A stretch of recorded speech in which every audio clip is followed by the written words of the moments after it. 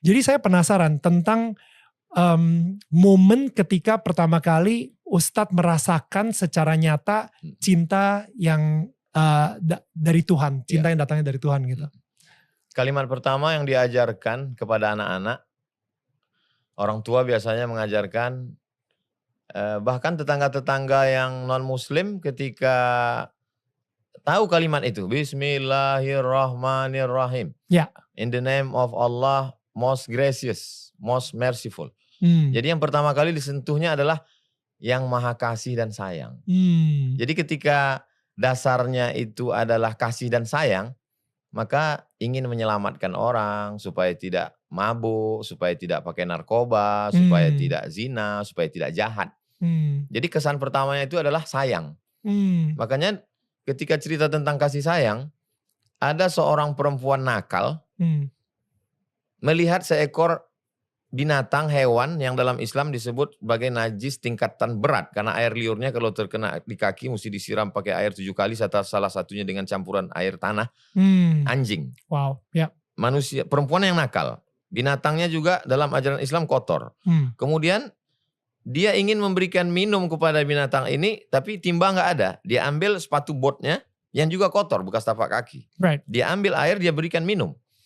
Lalu kemudian Nabi Muhammad SAW, peace be upon him, Allah mengasihinya, kata Nabi, Tuhan mengampuni dosa-dosanya.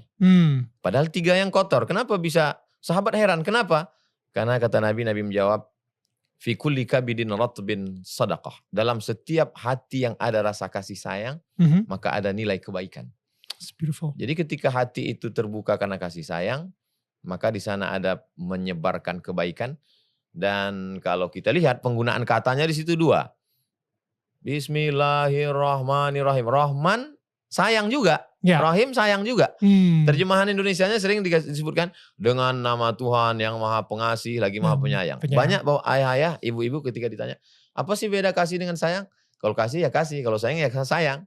Tapi kalau kita baca penjelasan ulama yang punya otoritas menjelaskan itu, Rahman itu kasih sayang Tuhan kepada semua makhluknya walaupun gak patuh kepadanya. Makanya jangan heran kalau pecandu narkoba, pezina, peminum, pemabuk, kok masih bisa bernafas? Kok masih bisa hidup? Karena Tuhan punya sayang yang universal. Wow. Tapi ada sayang yang satu lagi dalam bentuk kata rahim. Artinya sayang yang lebih spesial, yang khusus. Hanya orang-orang yang sudah melembutkan hatinya berbuat baik.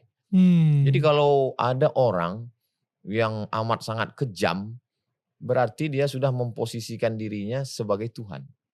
Wow, ya. Sementara kita kan adalah hamba Tuhan. Betul. Yang menebarkan kasih sayang.